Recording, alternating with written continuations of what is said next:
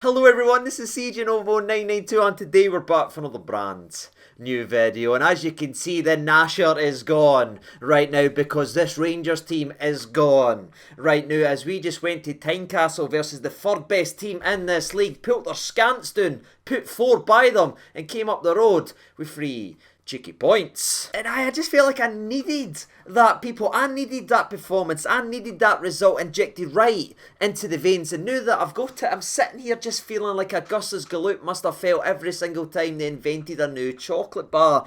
I'm just buzzing out my tree, people, and there is so much to discuss. Rangers 4, Hearts 0. As always, the scoreline doesn't tell you the story of the game, so that's what we'll try and do in today's video. But if you're wanting a one-word answer of how I am feeling right now, it is buzzing beyond belief.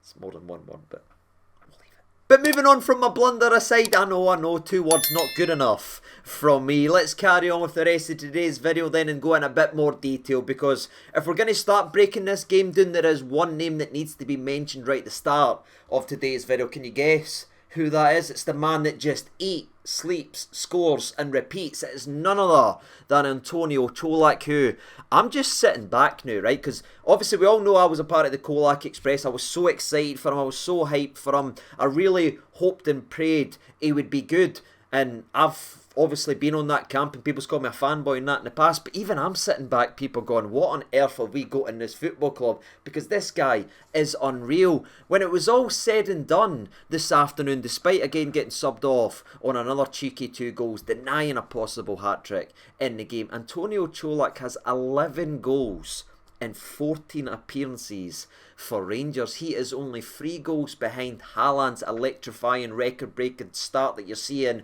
posted and planted everywhere. Big Colak is doing things right now, people. And again, if you want to just sprinkle in the wee nugget, again, I like to put the asterisks in it. He also scored versus Livingston, so he should really have 12 goals in 14 appearances. And I'm just, absolutely in love with this Croatian number 9. I don't know what it is about Croatians and Rangers, but in my opinion, we should just sign every single one of them that can kick a ball. But I'm getting a wee bit sidetracked, and I do want to mention a couple of things, because it's not just the goals from Antonio Colak, because I have seen some people say, but that's all he does. What wins you games, by the way, goals. But nonetheless, we'll put that to one side. I actually thought his overall performance tonight was absolutely incredible. I'm talking about holding the ball up, bringing others into play. The amount of times, and as we start to recap, the game, I can't even get my words out, I'm that buzzing about that result. As we start going through the flow of the game, you will see his name mentioned, how many times he won the ball, set others up. I honestly think from the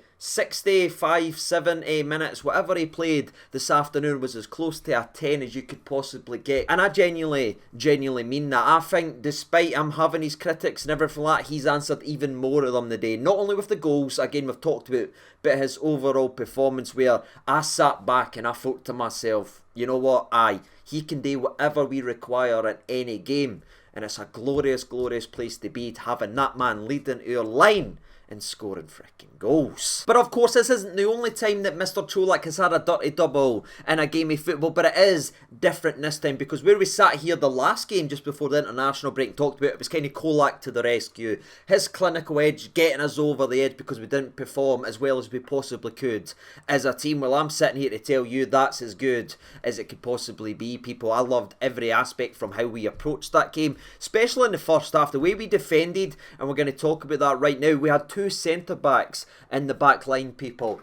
Oh, it's beautiful. We had 2 centre-backs and 2 wingers running the game in an old-fashioned number 9 scoring goals. Honestly, it'd bring tear to a glass eye, that type of football heritage. But dragging it back to the back line, Ben Davies already again got his critics because he's not been able to go when he was in the starting 11 here, Tynecastle. Is it going to be difficult for him, blah blah blah? I thought he strolled it, and for the 45 minutes that he played, it looked unreal. Now I think there might be a wee eye on Tuesday, of course, with Liverpool. That's probably why a change was made there, but overall everything he done, I mean, in the first 4 minutes alone, before we scored or anything like that, let's look at the set pieces. He won 2 headers, one defensively and one gone forward. And I know that sounds like, well, that's what should be happening. Well, it's not happened for a long time, people, and even that's just a boost seeing we've got more defensive strength in those areas, and I can't give him any sort of criticisms or any wee things. I thought he was faultless, and the way he set up some of our attacks, that there for me is the Rangers partnership we go forward with now. Big Ben and Big Connor, give me it, because they can play. But as you can imagine, it was a bright start. But Hearts were obviously offering a lot. They've heard a lot from their side. They were confident about winning. They played almost a 2 up top as well, with Humphreys slightly against Barisic, with Barry Mackay in behind. They believed they could really hurt Rangers in this game, but the way we started it was positive. We got on the ball. Should there have been a handball there? I'd love to know what your thoughts and opinions are. Again, I've not seen too many replays yet, but when I first seen it, it looked like Cochrane actually just handballed it in the second minute. There should have been a classic penalty to Rangers, that's what I think, but somebody can correct me if it hit his shoulder or that. It just looked from my angle at the time that it looked like it hit his arm, but it thankfully didn't cost us anything, because we won a couple corners from that, couple of positive set pieces, and then Antonio Colak does what the man does again. And the way this goal actually breaks down is perfect in itself, because he's involved in every aspect, and that's where he's getting better and better the longer he plays for Rangers, because it starts with a Connor Goldson long ball into Arfield, who's trying to do the ghosting run in at the back. It's well defended. I'm forgetting the Hearts player that was at Kingsley, maybe got a header on it, whatever the case anyway, he headers it down, but Colak nips in, wins the ball back, instantly spreads it out to Ryan Kent, whose first touch is brilliant. Colak doesn't admire his pass, he's galloping into the box. The ball comes in, and the header on it, man, honestly, you talk about a 55 pence head, that there is a 56 head, and if we get a couple more of them, that number may just come into fruition, because that there is quality. The cross is immaculate from Ryan Kent, who again has a lot of things gone wrong for him in terms of the part last month, but he started this month brilliantly. First 5 minutes assist for Kent, goal for Colak, and we're well and truly on your freaking way. But I think it is important, because some people will try and say it's all this way. It wasn't all the Rangers, so Hearts didn't lie down and give it to us this afternoon. It wasn't a walk in the park. We had to roll our sleeves up and fight and battle for this, and this is exactly what I wanted to see in yesterday's preview video, because that tells you everything about your team, because Hearts was in this game. They did have spells on the ball. They did ask a couple of questions, but we had answers to them, that something that we've not had for the majority of the season. Strong defensively. Connor Goldson again, immaculate, absolutely handcuffed. Shanklin made him an irrelevance in this game. And again, Davis's height and just positional awareness stopped a lot of Hearts' maybes and ifs as they tried to go forward. And again, that stability gave us the platform to hit on the counter and build on it on our way. And we really should have added to the scoreline in the 20th minute, where I believe it's Tavernier who goes on a galloping run on himself down the right hand side. It kind of a rebound, it falls to Arfield. Arfield does everything right here. He does it down, waits for the ball, creates the gap. He just has to hit the back of the net, but he rolls it a mile wide when it genuinely looked easier to score, but he never had his tea in the first half. Alright, that is what was going on for Scotty Arfield, because nothing really came on from it. We had another counter-attacking opportunity where the pass wasn't quite good enough. We were sort of break it down. There was potential threat that it could get a frustrating afternoon, because again, it was breaking down. We did have a couple of chances to play people in, but we kept at it and we kept at it. And again, we've got someone who leads the line that just doesn't require 5 or 6 chances a game. All he just needs is a sniff at goal, and that is the difference maker. And I love this goal as well, because it starts from the left centre back, Ben Davies, problem area for us all season. It's a wonderful switch pass, almost a Connor Goldson pass that usually goes the other way, but when you've got somebody natural that can pass the ball as well, he picks out Rabbi, and Rabbi's first touch here, man. I know not everybody likes a Rabbi Matondo right now and is not quite sold on the young laddie, but this first touch is brilliant. He brings it down and then he's positive. That's what happens when you bring in an attacking winger, an attacking minded player in to the starting 11. He drives you forward here. Great patience on it. The run from Colak as well, running in behind the defender, and then the finish, man. Honestly, he's no finished. He's only Antonio Colak. It's a great touch. It's a great finish, and he leaves Craig Gordon, who is a good goalkeeper by all accounts, with absolutely no chance. Now, I'm going to weigh a couple of people's probable thoughts right now. I better calm down when it comes to Antonio Colak, or there's going to be a restraining order coming through the door, but I just like everything he brings to the table because it's everything this Rangers team's been lacking for so long. Just a lethal finisher that doesn't require, again, 4 or 5 chances, and it's so refreshing because that could have been a frustrating game. See if we were missing chance after chance after chance there and we're not putting the ball the way this clinically and we didn't have a Colak. We've seen how that game can potentially go, but again, he's the difference maker for this Rangers team. And where, again, the game was going back and forth, where, again, Hearts were still piling people forward, they were still asking some questions, we were handling it pretty well, and Colak was involved with his industrial side of the game, as well as he wins the ball back twice for us, puts Rabbi Matondo through, who burns the man with his pace, but unfortunately he's just ran so hard to get the boys. First touch is a wee bit heavy, Craig Gordon comes and smothers, but it was, again, good movement and good work from the front three of Kent, Colak and Rabbi Matondo. I can see real potential in that if they get a run of games together. So aye, 2 wingers have an assist so far. Everything's looking gravy, everything's looking good, and then it gets even better with a moment of true madness from Devlin, who we've obviously spoke about here on the channel before for having these types of challenges. He's usually the guy that gets away with ridiculous challenges and everything, and it is an issue for him because he is a good player, and I've said that before and that in the past, but he has this switch on him that just gets him to spit the dummy out.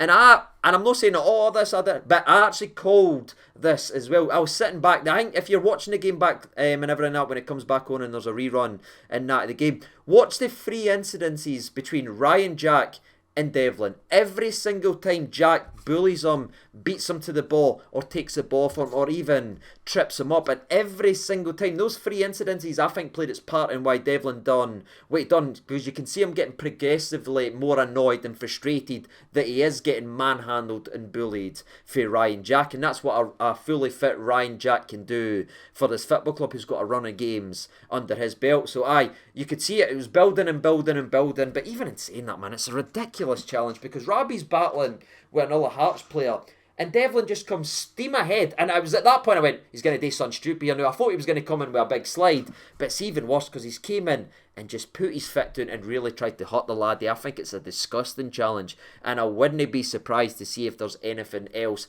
added onto that, because that could have went very, very wrong for Rabbi, and we're very lucky the wee laddie was alright. But aye, it was a straight red card. You've seen Giovanni's reaction, you've seen the players' reaction, and what I loved is Jacko straight at him with that bit and started just calling me. That's the battle fever, that's the bit between our teeth we talked about in yesterday's video. That's what I want to see for this Rangers team. Jack and Lundstrom getting in that boy's face and backing his teammates. So aye, he ends up getting took down the tunnel, deservedly so, for a red card. I don't think even the most maddest moonhowler, and I mean maddest moonhowler, will complain at that action. So now we're 2-0 up, Tynecastle, red card, wins the next goal. Guinea come. Well, it came just before half-time after more brilliant work. This time Kent, Rabbi, Barisic, they're all intertwining, they're all playing fine, and the ball comes down the left-hand side. It's a good ball in from Barisic. Gordon comes, flaps at it, and when he's flapping people, I'm going to recreate it, prepare yourselves, he's like this,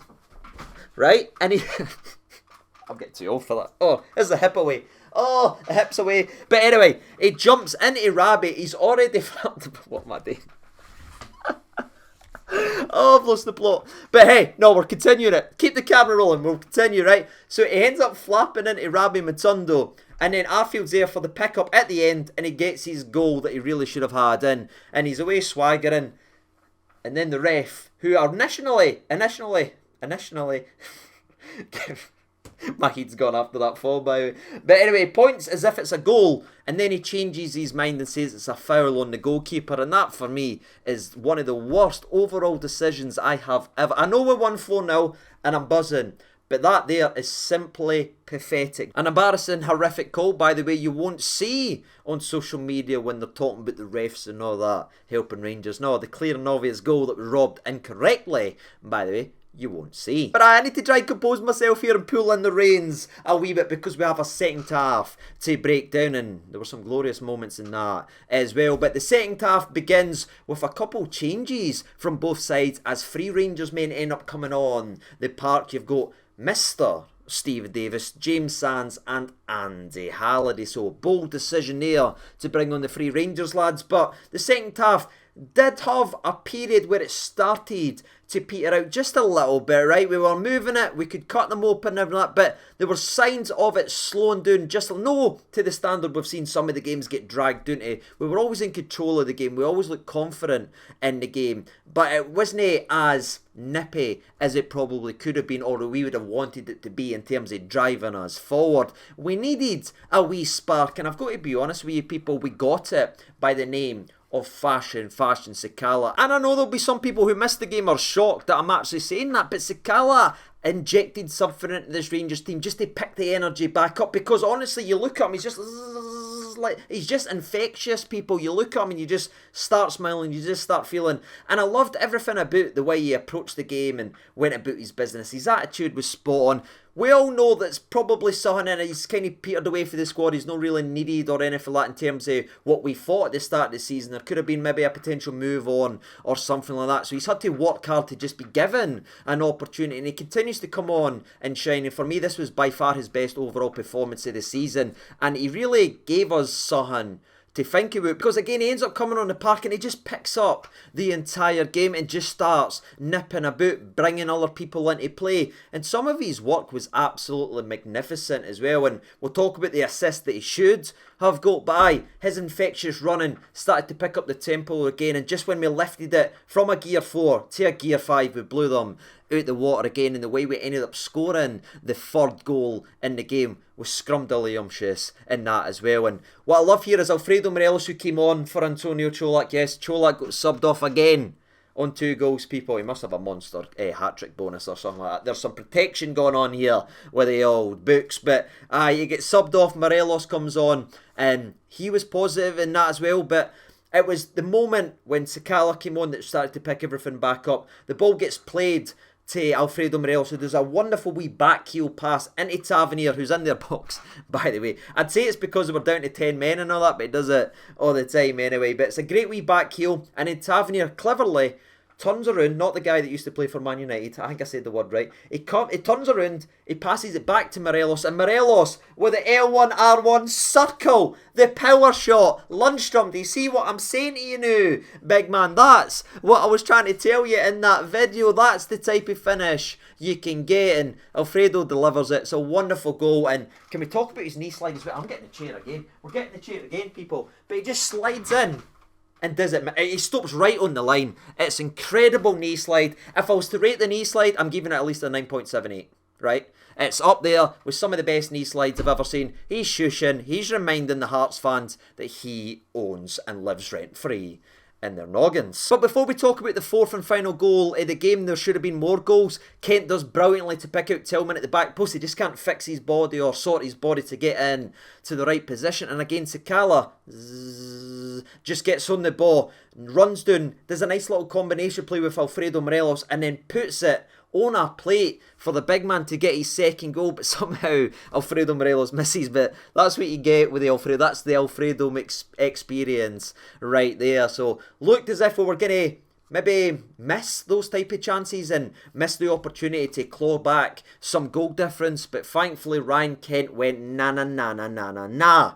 I've got one more in me, people. And he gets the ball from Malik Tillman, he drives at the box, he fakes to go left, cuts in the Ryan Kent shimmy, as we like to call it on the channel, and unleashes perfectly past Greg Gordon, and that is the goal that he needed. And I love the fact that we've came back for the international break with that mindset, with that performance, and the fact that Ryan Kent has a goal and an assist on his way back. Hopefully that sets the boy on fire and he can become what we all know he can become. And I can't help but think it's a little bit ironic, people, that Ryan Kent, who is a Goth, has actually started turning up now when September ends. Is he a Green Day fan? Can we find out, people? Either way, September's ended and the big man's turned up. 4-0, Scants pulled down, game set match, 3 points in the bag, more goals for Colak, more performances for the players, and now all eyes are on Tuesday for what will be the Battle of Britain. And aye, that's all I'm going to say about the video. Sorry if it's a bit overly long and everything like that. I was just excited. I've been needing that performance. And again, it's been an incredible week, ladies and gentlemen, from going and filming with the players. I'm sure some of you saw. I'm going to make a separate video in a couple of days and everything like that to break it down in more detail. But it's just an incredible experience to be able to sit here, talk about football with go through the journey's ways and get opportunities like that. So a massive thank you to you guys once again. I know I've already said it and you were getting sick of it, but thank you so much for giving me the opportunity and chance to do that. And again, shout out to everyone at Rangers for giving me the opportunity to go ahead and do things, and the players for being as sound as they actually were, because we had some laugh filming those videos. But aye, that's all I've got to say, ladies and gentlemen. I want to know your thoughts and opinions on Rangers 4, Hearts 0, and who was your man of the match. That'd be fantastic to see where your heads are at. Until next time, ladies and gentlemen, I've been Siege Over 92. Thank you so much for watching, and bye-bye.